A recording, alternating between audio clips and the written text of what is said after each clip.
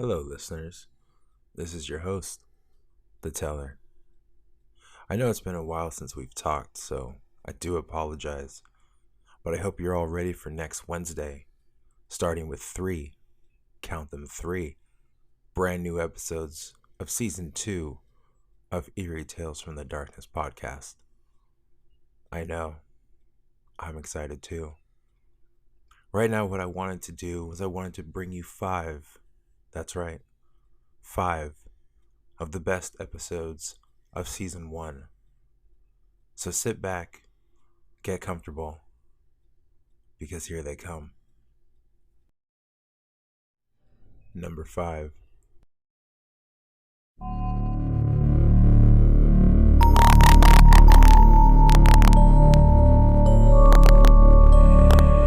Eerie Tales from the Darkness.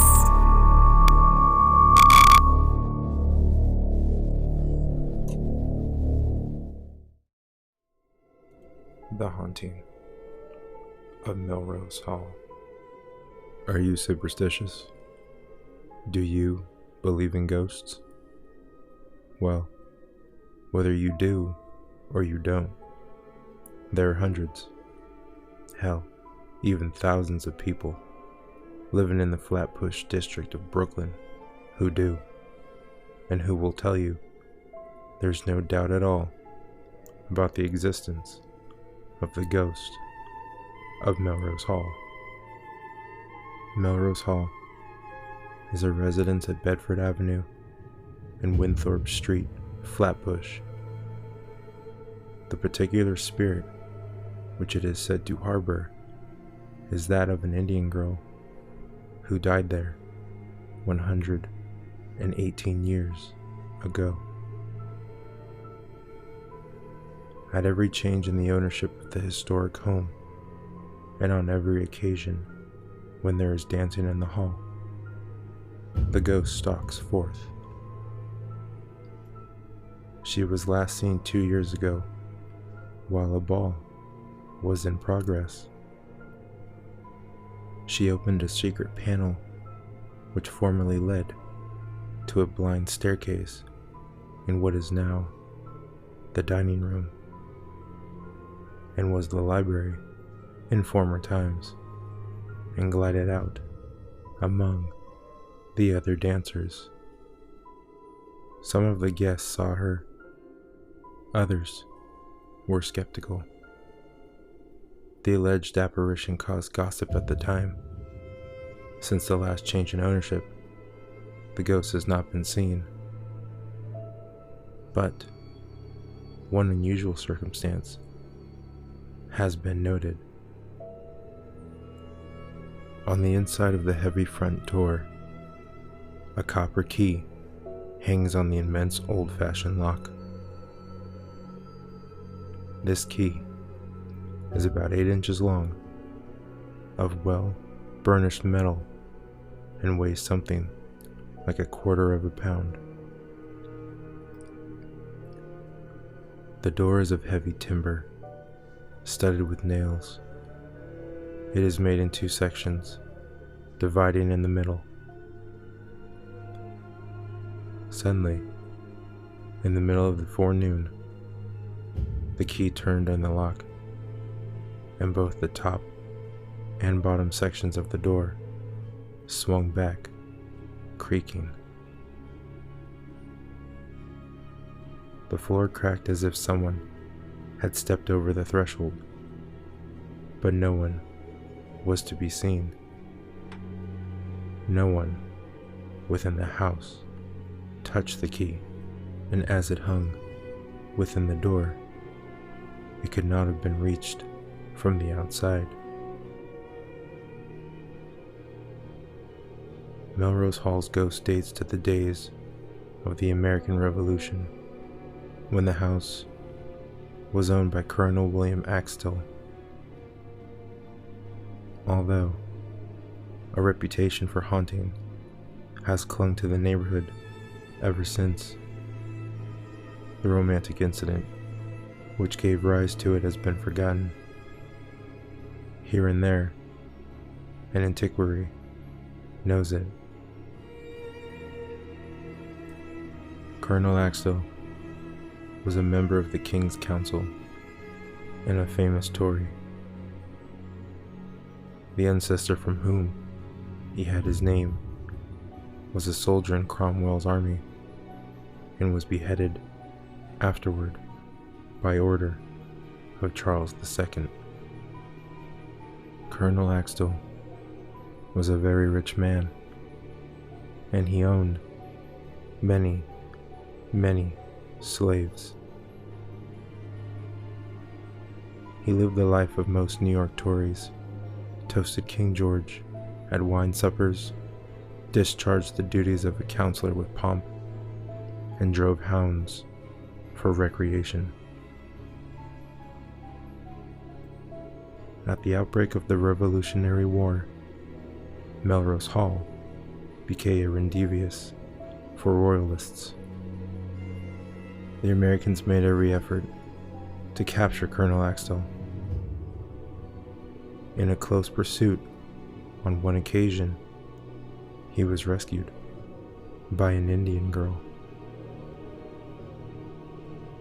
She was a princess, as Iroquois titles go, comely and good to look upon. The colonel named her Isabella and fell madly in love with her.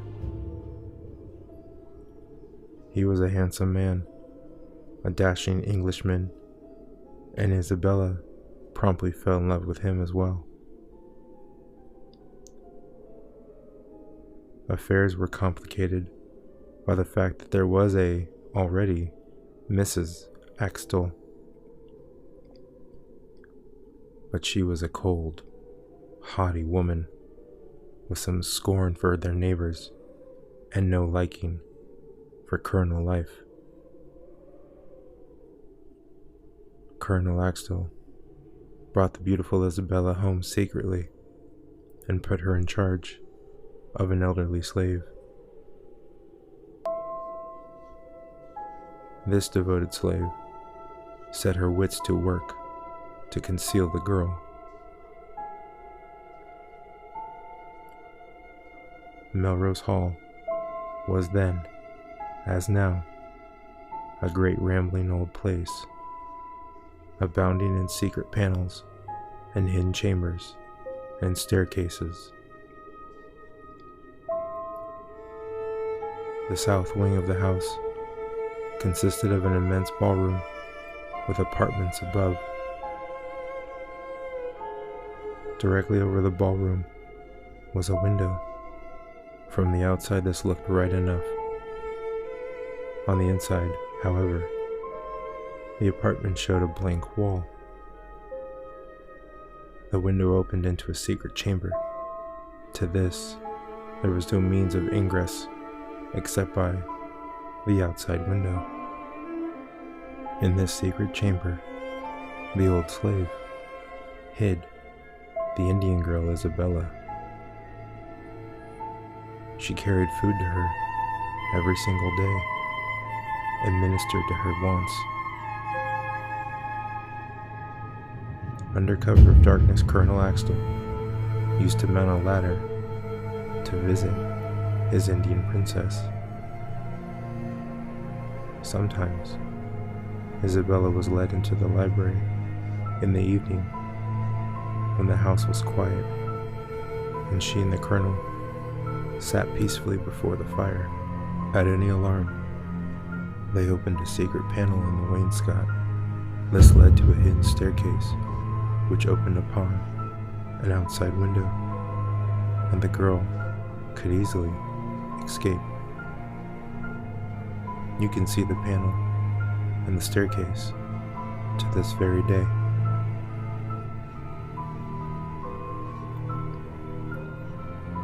Their romance came to an abrupt end when Colonel Axtell received a commission in the British Army from Sir William Howe in 1778. He went away to war for almost a year, and Isabella was left in charge of the slaves. When he came back, although on the losing side, he was the hero of the hour among New York Tories. A ball was arranged to celebrate his homecoming. Melrose Hall was lighted brilliantly, and the assembly was very gay. At the first opportunity, Colonel Axel escaped from his guests and ran toward the slave quarters. "Where is my mammy Rachel?" he shouted, calling for the old woman who tended Isabella. Dead 6 weeks ago, master," said the slaves. And then they informed the colonel how in the delirium of her illness, the old woman had been possessed of a strange hallucination. She babbled of an Indian girl whom she believed to be starving to death in the big house. Colonel Axtell came reeling from the servants' quarters. He raved and raved like a madman as he approached the hall. The lights all over the house went out. The ballroom was left in pure darkness. As he entered the sight, met with his fixing gaze, which froze the terrified man to the spot. In the midst of the gaiety and the dancing, the light had been replaced by a sickly, glowworm light shone on every object in the room.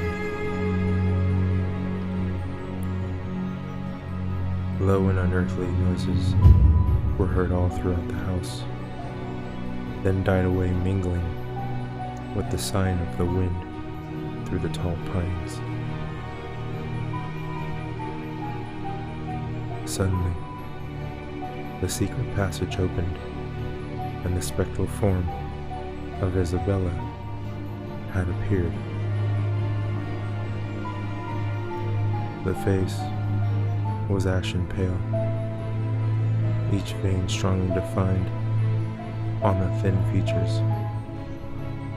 Her long black hair hung, drooping over her shoulders to the floor, and she seemed clad in airy gossamer.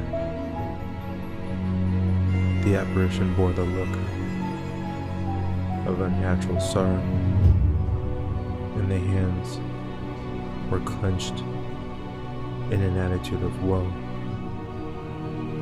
Noiselessly, she glided through the hall, her sightless eyeballs bent on the petrified form of the colonel, while the lips moved in a ghastly smile as the bony hand pointed to the trembling wife.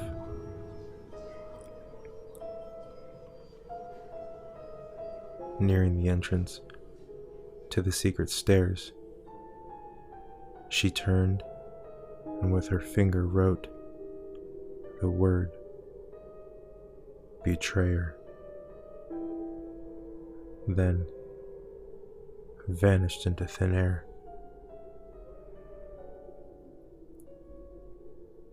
The dismal light gradually faded and glimmered out, leaving everything shrouded in darkness.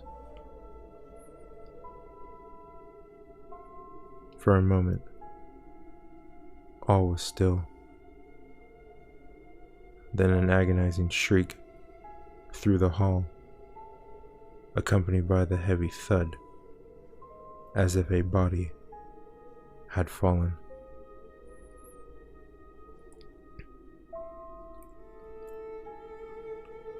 The fearful sound was echoed by the frantic slaves and the howl of the dogs.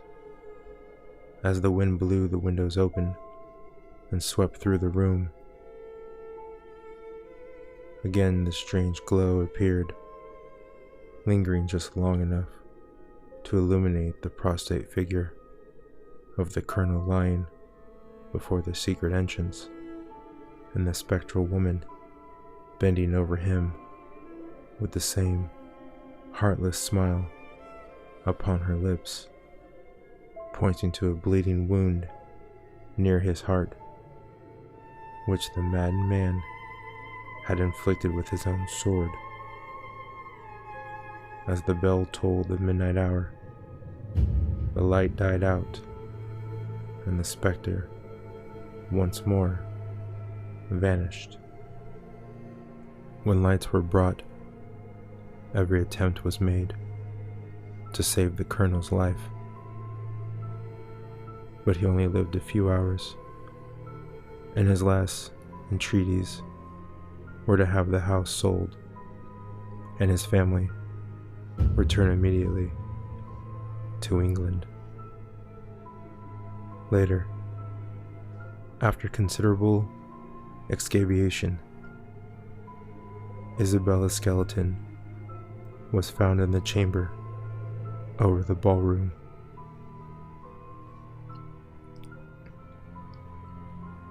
Many persons have claimed a sight of the ghost in the years since then. At that time, some old walled-up cellars under the house were unearthed. In these were several human skeletons. There were iron posts and chains also, by which it was believed slaves were once secured and punished.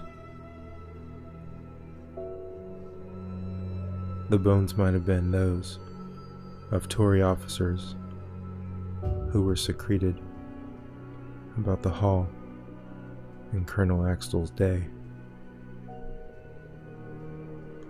Although the house was pulled down in 1903, it remains one of the most haunted houses in American history.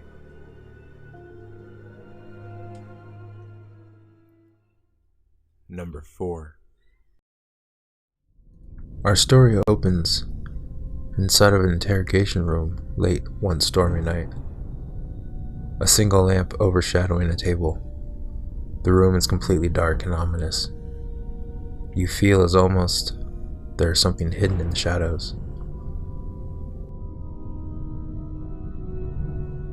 Timothy, 20s, handsome, dressed very casual and preppy, his face buried deep in his palms, hair intertwined in his fingers. He appears to have been crying for some time now. Detective Stevens, 50s, rugged looking, bears a 5 o'clock shadow, wearing a white dress shirt and slacks, paces back and forth, slowly. Detective Stevens, let's go over this one more time. Timothy, I already told you everything. Detective Johnson, 30s, wearing a button-up shirt and slacks, young, hot-to-go type, staring down Timothy. Detective Stevens, problem is, your story doesn't quite add up. You see, you keep going on and on about some mysterious girl you claim to have picked up. Detective Stevens looks back at Detective Johnson with a smug expression. Timothy, I'm telling you the truth. Detective Stevens walks by Timothy. Detective Johnson, right. Timothy slumps down, defeated. Detective Johnson, let's start from the beginning. There's a beat. On a dark and unsettling chilly winter's night, the moonlight bursts through the trees, the night filled with the sounds of various insects, distinguishing the mood of the woods that surrounded the road. A single car comes barreling down the road in the distance, kicking up dirt and dust as it passes. The engine echoes through the open road. Moments later, inside of that barreling car, Timothy, sitting in the passenger side, earplugs in, staring out his window, oblivious to the present. His sister Lydia, late 20s, long hair that complements her angelic features, and the driver's side who also appears fed up. Lydia: "What's the turnoff I'm supposed to be looking for?" Timothy doesn't respond. Lydia: "Tim?" Still no response from Tim. Lydia glances over, notices he's not paying attention. She then reaches over and rips out one earbud. Timothy jumps. He's annoyed. "What the hell is your problem?" Timothy says. Lydia: "I've been calling you. What's the turnoff?" Timothy: "You know a tap goes a long way." Timothy puts the earbud back in. Lydia rips one closest to her out. Lydia: "If the whole point on inviting me on this trip was to ignore me, I wish you had gone into detail beforehand." Timothy: "Hey, I told you, I could have taken the bus, but you insisted that we spend some quality time together." Lydia: "I haven't seen you for months. Is it so wrong of me that I wanted to spend some time with my little brother?" Timothy: "Not like we did before." Lydia: "That was when we were kids. We're older now," and Timothy interrupts, "and still have nothing in common." Timothy slouches in his seat. Lydia looks over. She seems to have a little bit of sympathy now. Lydia: "Then maybe this is a perfect time to start." Timothy lets out a huge sigh, then takes the other earbud out and puts the earphones away. "Fine. Let's talk, shall we? Last month, Teresa, you remember her, right? My fiancée? Well, ex-fiancée. She's having a baby. With another man. Great, right? I got evicted from my apartment and now I have to move back. With mom and dad. And on top of that, I have this really horrible rash down the crack of my ass. How's it going for you?" Lydia, sitting there in almost complete silence. She's barely able to look at her brother. Timothy: "That's what I thought." After a moment, Lydia looked over. "I'm really sorry about that." Timothy: "Don't, okay? Just don't. I don't need anyone's pity. I especially don't need yours." Lydia: "I wasn't pitying you." Timothy: "Of course you were. Everyone else does." "Oh, poor Timmy. His girlfriend broke his heart and he tried to kill himself." Lydia seemed surprised. "You tried to kill yourself?" Right there. He freezes when he realizes he didn't mean to tell Lydia about his attempted suicide. Timothy: "Forget it." Lydia: "When did this happen?" At this moment, Lydia takes her attention off of the road. Timothy, now aggravated: "I said forget it. I don't want to talk about it." Lydia: "I may not have been there for you as I should have, but I'm here now." Just then, something catches Timothy's attention ahead. A figure, up ahead, standing in the middle of the road. Timothy shouts, "Lydia!" Lydia says, "I know it doesn't make up for the past, but you can't keep shutting me out." Timothy shouts again, "Lydia!" Lydia then turns around, grabs the wheel firmly, slams on the brakes, and swerves a hard left to avoid hitting the figure standing in the middle of the road. Shelley, a drifter, wearing an oversized army jacket that barely hangs onto her, carrying a backpack, dressed like she just got left at an AC/DC concert, glares at the vehicle as it swerves off the road. The car comes to a screeching a ways down. Car. Lydia and Timothy both try to regroup.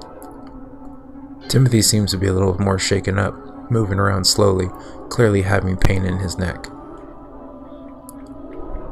Lydia out of breath.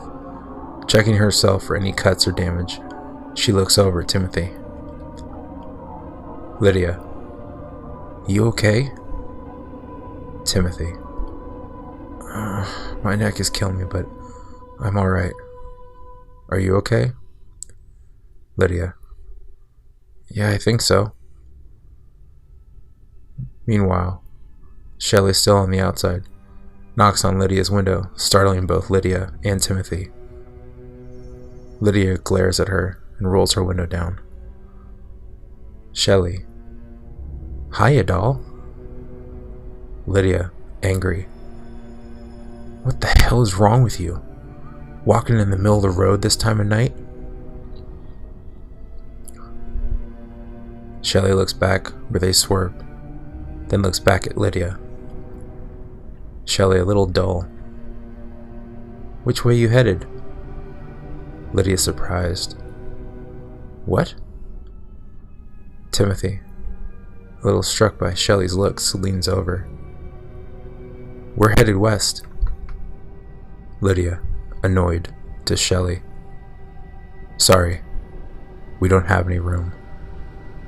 Shelley glances in the back seat. Seems like plenty of space, Shelley says. Shelley looks over at Timothy, biting her bottom lip seductively, giving him a wink. This is all Timothy needs to smile back at her. We have plenty of room, says Timothy. Lydia, glaring back at Timothy, clearly disagreeing with his statement. Shelley, groovy. Shelley gets him back. Lydia sits there, completely uncomfortable with her joining them.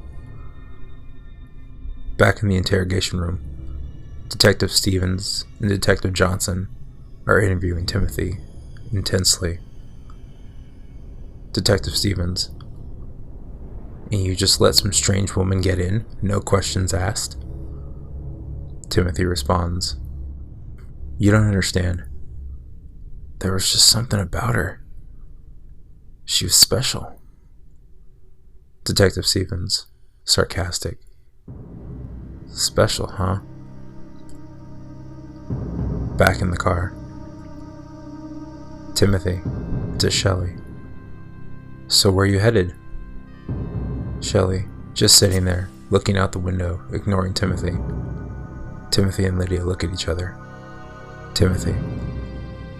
I'm Timothy. Most people call me Tim. This is my sister Lydia.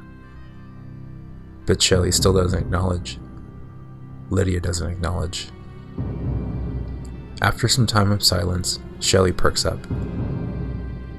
So what's the deal between you two? She asks. Timothy and Lydia glance at each other, confused.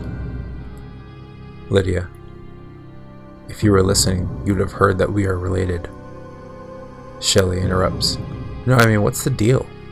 There's some kind of issue here. Lydia, what are you talking about? There's no issue. Shelley responds, you're lying. I can feel it. Lydia, I don't know what you're talking about. And even if I did, that's not even any of your business. Shelley, if I'm gonna ride with a couple of strangers, I should at least know why one of them has visions of killing the other. Lydia and Timothy glare at each other, confused. What? Timothy, no one wants to kill anyone. Shelley sits casually in the back, very relaxed. That's not true. Lydia, yes it is. Shelley, no it's not. Lily responds, look lady, I don't know who the hell you think you are, or what you think you know, but my brother and I are just fine. Shelley perks up. Really? Then why does he often imagine himself sleeping with you?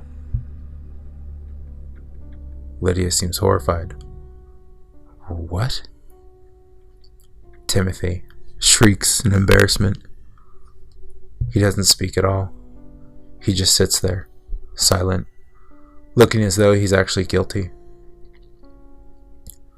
Shelley, Go on. Tell her, Timothy. Lydia. What's she talking about, Tim? Timothy is still silent. He decides to respond. Nothing. Come on, Timothy. Tell her. Now's your chance to tell her how you really feel. Those nights you spent hiding in her closet, watching her undress?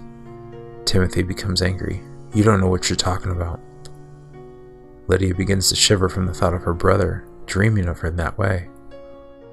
Lydia, filled with disgust and disturbance to her very core. Shelley. You mean the smell of her cherry blossom perfume, running your fingers through her long, silky hair, all while the thought of yourself deep inside her sweet little... Lydia slams on the brakes and pulls over to the side of the road, kicking up dust and dirt in the air. Lydia to Shelley. Get out. Shelley, a little confused. What's the matter? It's perfectly normal for a brother to fantasize about the satisfaction he'd take pounding the life out of his sister. Lydia. I said get out. Lydia, fed up, gets out of the car, yanks the back door open. Shelley's disappeared. Lydia. Where did she go? Timothy turns around. She was right there. Timothy gets out of the car and helps Lydia look around in the back seat. Lydia and Timothy scramble around searching the back seat for Shelley. Not even her backpack is there. Lydia. Where is she? Timothy shrugs his shoulders. I don't know. Shelley, almost as if she's appearing out of nowhere. Looking for something? Lydia and Timothy perk up, look at one another, lift their heads over the back of the headrests. They see Shelley standing in front of the car. Shelley very nonchalantly twirls the car keys on her finger. Shelley expresses a charismatic smile and takes off into the woods. Lydia screams at her. Hey! Lydia takes off almost immediately after Shelley. Timothy. What are you doing? Lydia doesn't respond. She's almost impossible to see now.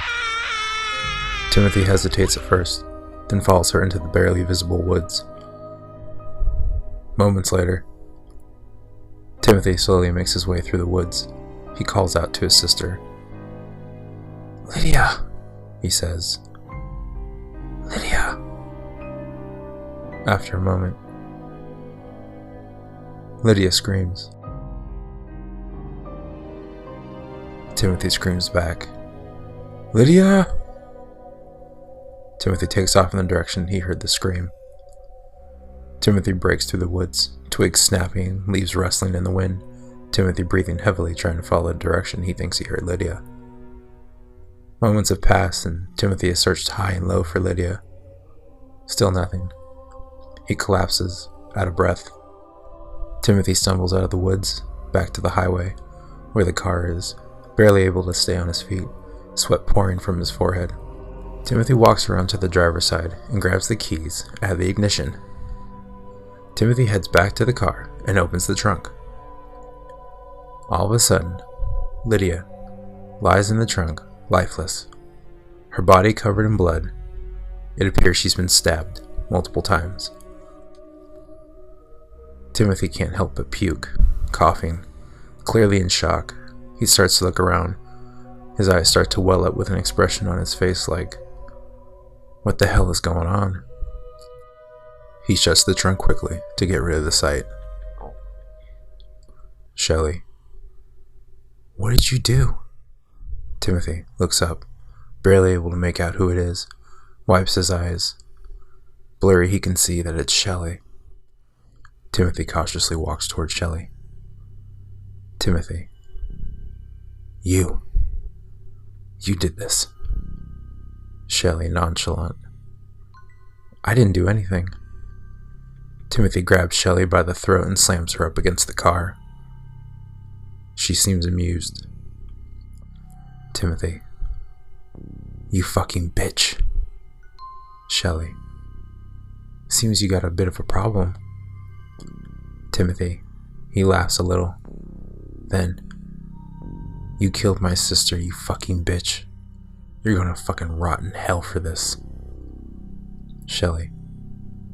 Who's gonna believe you? The cops? Timothy. For starters. Shelley. Don't be so sure. Timothy. Oh yeah? And why's that? Shelley. Your fingerprints are on the murder weapon. Bullshit, Timothy said. Check your back pocket, Shelley replied. Timothy reaches into his back pocket. He feels around for a knife. He pulls it out and looks at it, feeling very shocked. Suddenly behind him, police lights flash. Interrogation room. Timothy, sitting across from Detectives Johnson and Stevens. I told you everything, Timothy said. Something's not quite adding up. The girl you said picked you up, Detective Stevens said. Timothy replied, Yeah. The same one we couldn't find? Detective Johnson said. Timothy. Yeah.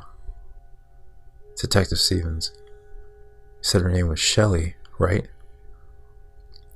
When the officers found you, you kept telling them your name was Timothy. Timothy, confused, looks at Detective Stevens and Detective Johnson. Yeah, so? Detective Stevens looks over at Timothy, back at Detective Johnson, and then back to Timothy. So, according to our records, your name is Shelley. Timothy slams into the back of his seat in shock. What? What the fuck are you talking about? Detective Johnson. Shelley Matthews, formerly Shelley Dumar. Born August 2nd, 1991. Adopted at the age of 5 to John and Linda Matthews. September 1st, 2011, you opted for a sex reassignment surgery. At the age of 15, you were diagnosed with dissociative identity disorder. Timothy looks at the detective like he's confused. It means split personality, Detective Stevens says. Suddenly, the room begins to spin for Timothy. He can't believe what he's hearing. It doesn't make any sense to him. That's impossible, Timothy shouts. Detective Johnson flings a folder across the table. Timothy rummages through the papers and photos. He examines every single photo. It's obvious it's difficult for him to focus going through the pictures. Timothy thinks back on the highway. Him attempting to make moves on Lydia, telling her she's beautiful, while playing with her hair, trying to cop a feel, making her extremely uncomfortable and causing Lydia to pull over. Then ensues a fight between the two. Timothy stabs Lydia. Then he drags her body and puts her in the back of the trunk. Then he shuts the trunk viciously. Back in the interrogation room, as Timothy is coming to reality with all of this, he still has a hard time believing it. Detective Stevens. I'll tell you what I think. I think your sister wasn't into whatever weird incest shit you were trying to start. Timothy. Very subtle. No. Detective Stevens. She prefers a man, well, a real man. One with an actual dick. Timothy. Shut up. Detective Stevens. She tried to get you to lay off her, but you couldn't accept that. She embarrassed you, so you killed her. Timothy, eyes welling up, anger protruding. No. You stabbed her over and over and over again. Timothy, bursting with anger. No! Detective Johnson and Stevens both take a step back to observe the reaction from Timothy. Timothy collapses onto the table. He appears completely lost and delusional. He starts to mumble nonsense to himself. Detective Stevens decides to speak up. Let's suppose Shelley is real for a second. What did she look like? Timothy raises his head and then starts in. I don't know. Short black hair, about 5'2" or 3. Kind of looked like she might have been hitchhiking for a while now. Detective Stevens looks over at Detective Johnson. Then Stevens sits down across from Timothy, holding something in his hand.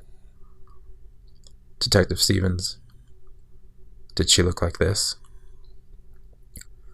Stevens places a photo of Shelley and Lydia side by side, posing together. Looks to be taken some time ago. Timothy's eyes widen. That's her. Detective Johnson. Shelley, that's you. My name is Timothy, he says. Look. Timothy starts to undo his pants. While he's in such a rush, he begins to feel around only to realize that he doesn't have what he thought he did in the pelvic area. Timothy looks in his pants. There's nothing there. Timothy. What the After a moment, Timothy falls back into his chair. Then, Detective Stevens speaks up. You're a very pretty woman, Shelley. Timothy looks up confused. What? Detective Johnson speaks up. Yes, very pretty. I bet all the boys loved you. Timothy buries his face in his palms. Stop it. Detective Stevens. Shelley? Timothy desperately buries his face in his palms. No, he says. I bet Lydia had it coming. She never did respect you for who you really were, said Detective Stevens. Timothy's antsy movements come to a complete stop, his face still buried. Detective Stevens. She's just like everyone else, huh? All you wanted was for her to recognize you for who you were, a man. But they wouldn't do that. So you did what you had to do. After a few moments, Detective Johnson sees a glimmer of light. Hi, Shelley. Timothy, raising his head, all the way, sitting up straight, beaming with a glimmer of light in his eyes, stares back at the detectives. Hiya, doll. Number 3.